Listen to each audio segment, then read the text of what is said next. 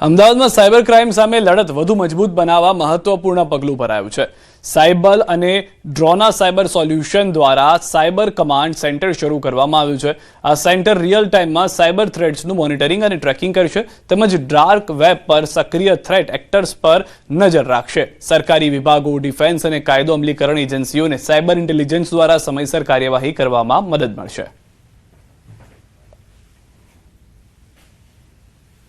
જોઈએ તો આપણે બોમ્બ થ્રેટ ઈમેલ આવ્યા છે આપણા ભારતમાં, પછી ટેરરિઝમ એટેક્સ જે થઈ રહ્યા છે, ડ્રગ ટ્રાફિકિંગ જે છે એ બધાને રોકી કેમ શકાય, એનું ઇન્વેસ્ટિગેશન કેવી રીતે કરી શકાય, એના માટે આ પાર્ટનરશિપ કરી છે। આ સોલ્યુશનથી અમે લોકો 80 બિલિયન ડાર્ક ફોરમ્સથી અમે ડેટા ક્રોલ કરીએ છીએ, જેનાથી ઓન ટાઈમ થ્રેટ ઇન્ટેલ આપણી સરકારને આપણે આપી શકાય અને જલ્દથી જલ્દ મેજર સાइबर अटैक થવા પહેલા એનો ડેમેજ કંટ્રોલ થાય, એના માટે આ પાર્ટનરशिप કરવામાં આવી છે। हम दोनों का एक ही मकसद है कि हम इंटरप्राइज सेगमेंट हो या गवर्नमेंट सेक्टर्स हो या डिफेंस हो, उनको मॉनिटर करें, अटैक को रोके और अगर कुछ अटैक हो गए होंगे उनको एक्चुअली रेमिडिएट करें या बंद करें। અમદાવાદના ગ્રામ્ય એલસીબીએ 72 લાખથી વધુનો દારૂ પકડી પાડ્યો છે। ચાંગોદરમાં આવેલા મોરૈયા ગામની હદમાંથી ગોડાઉનમાંથી પકડી પાડ્યું દારૂનો જથ્થો। 4 આરોપીઓની ધરપકડ કરી આગળની કાર્યવાહી શરૂ કરી। અમદાવાદ સર્કિટ હાઉસ ખાતે નાયબ મુખ્યમંત્રી હર્ષ સંઘવીએ બેઠક કરી। કેન્દ્રીય ગૃહમંત્રી અમિત શાહની અમદાવાદ મુલાકાત પહેલા આ મહત્વની બેઠક છે।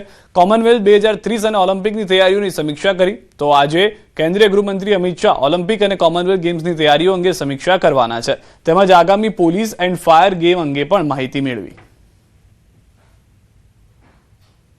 અમદાવાદના મણિનગર ખાતે આવેલા આરએસએસનું જે હેડક્વાર્ટર જે છે ત્યાં ગઈકાલથી બેઠક જે છે તેનો દોર યથાવત રીતે જોવા મળી રહ્યો છે। ગઈકાલે પણ 2 સેશનની અંદર બેઠકો મળી હતી, આજે પણ એ જ પ્રકારની બેઠક જે છે તે યોજાવાની છે। આરએસએસના કાર્યાલય ખાતે આ સમૂહ બેઠક જે છે તે યોજાવાની છે। મણિનગર અમદાવાદ ખાતે આવેલા હેડગેબાર ભવન ખાતે આ બેઠકોનો દોર જે છે તે યથાવત રીતે જોવા મળવાનો છે।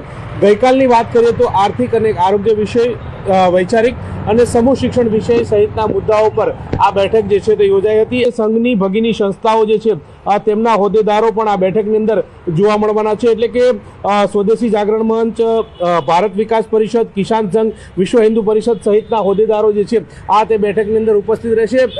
સાથે સાથે વાત એ છે કે આરએસએસ અને સરકાર સંગઠન સહિતના આ જે હોદ્દેદારો જે છે તે વિચાર જે છે આરએસએસ અને સંઘનો વિચાર જે છે તે ગ્રાઉન્ડ ઉપર કેવી રીતે લઈ જઈ શકાય તે અંતર્ગતનું મંથન જે છે તે આ બેઠકની અંદર યોજાતું હોય છે। દર 2 વર્ષે આ બેઠક જે છે તે મળતી હોય છે ને તે બેઠક અત્યારે હાલ વિધિવત રીતે મળી રહી છે।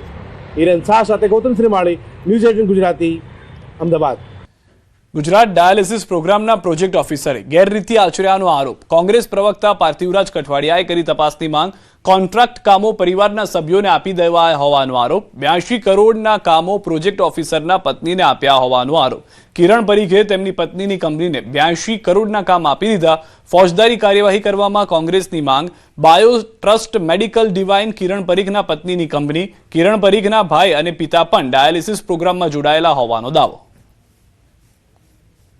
82 કરોડનો કોન્ટ્રાક્ટ, અલગ અલગ કામોના કોન્ટ્રાક્ટ પ્રોજેક્ટ ઓફિસર પોતાની પત્નીને આપી દે અને પુરાવામાં જીએસટીની માહિતી છે, જીએસટી નંબરની માહિતી છે, ઈમેલના પુરાવા છે ફાઇલોમાં, જેના આધારે કેગના અહેવાલમાં આ મુદ્દો મૂકવામાં આવ્યો છે।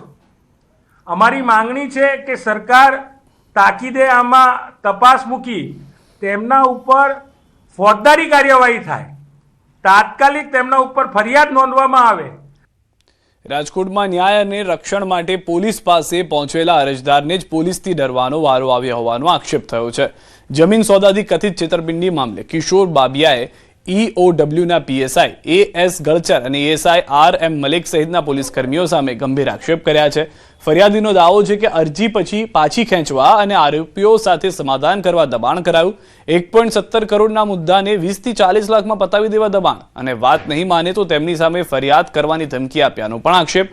હવે સમગ્ર ફરિયાદને લઈને એસઆઈટી તપાસ અને ઈઓડબ્લ્યુના સીસીટીવી ફૂટેજ તપાસવાની પણ માંગ કરવામાં આવી છે। સમજૂતીના બહાના હેઠળ અમને અવારનવાર વ્યાપારીકરણ કરી અને અમને એવી ધમકીઓ આપતા હતા કે ભાઈ આમાં તો અમે 2 પૈસા દઈ કે તમારે લેવા પડશે, નકર અમારી પાસે બધી જ સત્તા છે અમને ગવર્મેન્ટે 2 સ્ટાર આપતા નથી આપ્યા. અમારે પણ પરિવાર છે, જે રકમ આવશે એમાં 50% કરવામાં આવશે. પચેટિયામાંના એક ભાઈ હર્ષિતભાઈ જાની કરીને આવ્યા હતા અને બાકીના એક જે છે એએસઆઈ મલેક સાહેબ હતા અને બાકીના પીએસઆઈ જે છે ગચ્ચર સાહેબ, આ લોકોએ અમને ડાયરેક્ટ એના ટેબલે બેસીને ધમકીઓ આપી હતી કે કા કેસ પૂરો કરો, કા પછી અમે તમને ગમે એ ગુનામાં ફિટ કરી દઈશું. સુરતના ટેક્સટાઇલ ઉદ્યોગ પર એક પછી એક વધતા ઉત્પાદન ખર્ચનો બોજ વધી રહ્યો છે. ફૂડ ઓઇલના ભાવમાં વધારાને કારણે પોલિએસ્ટર સહિતના પેટ્રોલિયમ આધારિત યાન તેમજ ડાઇંગ, પ્રિન્ટિંગ અને ફિનિશિંગમાં વપરાતા વિવિધ કેમિકલ્સ મોંઘા થઈ રહ્યા છે. બીજી તરફ ઇન્ડોનેશિયાથી આયાત થતા લિગ્નાઇટ કોલસાના ભાવમાં પણ નોંધપાત્ર વધારો થયો છે. ઉદ્યોગકારોના જણાવ્યા મુજબ અગાઉ આશરે ₹6,000 પ્રતિ ટન મળતો કોલસો હવે ₹9,000 થી ₹10,000 સુધી પહોંચી ગયો છે. કોલસાનો ઉપયોગ પ્રોસેસિંગ યુનિટોમાં બોઇલર અને ગરમી માટે થતો હોવાથી તેની સીધી અસર પ્રોસેસિંગ ખર્ચ પર પડી રહી છે. જો કોલસાના ભાવ હાલના સ્તરે જ રહેશે તો આગામી દિવસોમાં કાપડના પ્રોસેસિંગ ચાર્જમાં મીટર દીઠ આશરે ₹2નો વધારો કરવાની સ્થિતિ ઊભી થઈ શકે છે. આ મુદ્દે ઉદ્યોગકારો કેન્દ્ર સરકાર સમક્ષ રજૂઆત કરી કોલસાના ભાવમાં રાહત આપવા માંગણી કરી રહ્યા છે. સુરતનું આર્થિક પાટનગર સુરત અને સુરતનો ટેક્સટાઇલ ઉદ્યોગ દિવાળી આવતાની સાથે સંકટોમાં ઘેરાતું હોય છે. ક્રૂડ ઓઇલને લઈને યાનના ભાવ વધ્યા તો કેમિકલના ભાવ વધ્યા, ત્યારે હવે કાપડના પ્રોસેસિંગ યુનિટોમાં વપરાતો લિગ્નાઇટ કોલસાનો ભાવ વધતા હવે આ ઉદ્યોગ મુશ્કેલીમાં મુકાઈ રહ્યો છે. ત્યારે આપણી સાથે પ્રોસેસિંગ એસોસિએશનના પ્રમુખ જીતુભાઈ વખારિયા છે. સીધા વાત કરીએ. જીતુભાઈ, યાન અને કેમિકલના ભાવ વધારાથી ટેક્સટાઇલ ઉદ્યોગ મરણ પથારીએ પહોંચ્યો અને હવે કોલસો હાલમાં જે રીતે આ કોલસાના ભાવ વધ્યા છે તેમાં જો એવરેજ જે કોલસો અમે એમ માનો કે જે વાપરતા હતા એની જગ્યાએ દોઢ ગણો તો અત્યારે ભાવ છે. હજુ પણ બીજા 1-2 મહિના ચોમાસાનો ટાઈમ બાકી છે. એ આવનારા દિવસોમાં શું પરિસ્થિતિ થશે એની અત્યારે અમે આખો સમગ્ર ટેક્સટાઇલ પ્રોસેસિંગ ઉદ્યોગ ખૂબ ચિંતામાં છીએ. જીતુભાઈ, કોલસાનો ભાવ વધારો થશે તો કપડું મોંઘું થશે ખરું? લગભગ મીટરે ₹1 થી ₹2 જેવો અત્યારે વધારો દેખાઈ રહ્યો છે. એટલે કપડું ₹1 થી ₹2 મોંઘું થશે, પણ એને કેવી રીતે પોષણતામાં આપણે ભાવ એ કરવા એને માટે અમે વિચાર કરીને યોગ્ય આનો નિકાલ આવશે. ક્રૂડ ઓઇલને લઈને યાન મોંઘું થયું છે, ક્રૂડ ઓઇલને લઈ કેમિકલ મોંઘા થયા છે અને હવે કોલસો મોંઘો થતાં દિવાળીને ગઈના ગાંઠો સમય બાકી છે, ત્યારે કપડું મોંઘું થતાં ચોક્કસ આ ઉદ્યોગ પર મોટા સંકટ દેખાઈ રહ્યા છે. કેમેરામેન જીગર ગોયલ સાથે કીર્તેશ પટેલ, ન્યૂઝ 18 ગુજરાતી, સુરત. અમદાવાદમાં ગુજરાતનું ઘરેણું ગણાતા ઈસબગુલના ભાવ વધવાની શક્યતા ઊભી થઈ છે. ખાંડના ભાવ બાદ હવે ઈસબગુલના ભાવમાં પણ વધારો થવાના એંધાણ છે. ટેક્સની વિસંગતતાને લઈને ઈસબગુલ પ્રોસેસર એસોસિએશને સરકાર સામે ચીમકી ઉચ્ચારી છે. ગુજરાતમાં ઈસબગુલ પર 0%, જ્યારે રાજસ્થાનમાં 5% જીએસટી હોવાને કારણે હાલ ગુજરાતની અનેક ફેક્ટરીઓમાં ઉત્પાદન બંધ કરાયું છે. વાર્ષિક ₹5,000 કરોડ કરતાં વધુનો ઇમ્પોર્ટ એક્સપોર્ટનો ધંધો ઈસબગુલ આપે છે. 80માંથી આશરે 30 ફેક્ટરીઓ બંધ હોવાનો દાવો છે. એસોસિએશનની માંગ છે કે બંને રાજ્યોમાં જીએસટી શૂન્ય કરવામાં આવે, નહીં તો પુરવઠા ઘટતા ભાવ વધવાની શક્યતા છે.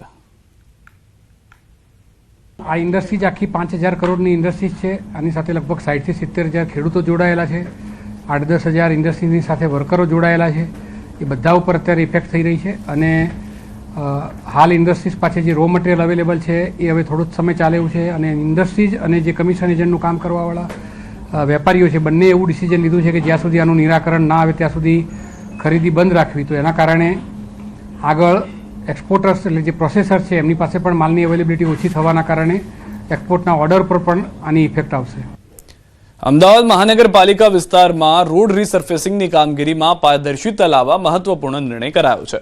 રોડ એન્ડ બિલ્ડિંગ કમિટીએ ઠરાવ કર્યો કે હવે કોન્ટ્રાક્ટરે રોડ પર પથ્થરની તકતી લગાવી રોડ કોણે બનાવ્યો, રોડની સમય મર્યાદા, કુલ ખર્ચ અને ટોલ ફ્રી નંબર સહિતની વિગતો દર્શાવવી પડશે. તકતી લગાવ્યા બાદ જ કોન્ટ્રાક્ટરને પ્રથમ રનિંગ બિલની ચૂકવણી કરવામાં આવશે. અગાઉ પણ આ નિયમ હતો, પરંતુ પાલન ન થતા હવે નિયમ વધુ કડક કરાયો છે. તકતી નહીં લગાવનાર કોન્ટ્રાક્ટરનું પેમેન્ટ રોકી દેવામાં આવશે. પ્રથમ રનિંગ બિલનું પેમેન્ટ પણ જ્યાં સુધી તકતી નહીં લાગે ત્યાં સુધી પ્રથમ રનિંગ બિલનું પેમેન્ટ પણ નહીં થાય અને તે જ રીતે ફાઇનલ બિલનું પેમેન્ટ કરતાં પહેલાં પણ આ તકતી હોવી જરૂરી છે. તે જ પ્રમાણે ડિફેક્ટ લાયબિલિટી પીરિયડ સુધી આ તકતીનું મેન્ટેનન્સ કરવું એ કોન્ટ્રાક્ટરની ફરજમાં આવે છે. આમ નિયમને થોડોક વધારે સ્ટ્રિન્જન્ટ બનાવવામાં આવ્યો છે જેથી લોકોની જે જાણકારી છે તેમાં વધારો થાય. સરથાણા પોલીસે નશાકારક દવાઓના ઓનલાઈન નેટવર્કનો પર્દાફાશ કર્યો છે.